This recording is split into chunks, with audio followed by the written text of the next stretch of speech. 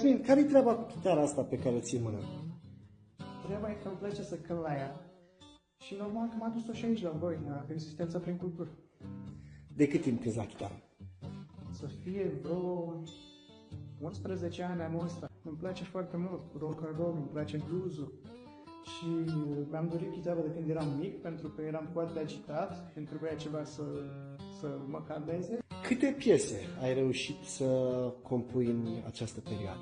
30 și ceva de piese în diverse stiluri. Îmi place să cânt blues, îmi place să cânt jazz, îmi place să cânt pop, dar nu-mi place să le cataloghez, cred că muzica e muzică, dacă știi să o prezinți.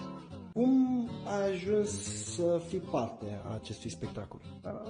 Am mers pe internet, în care colega mea, Monica Popă, și căuta o echipă cu care să pornească la drum.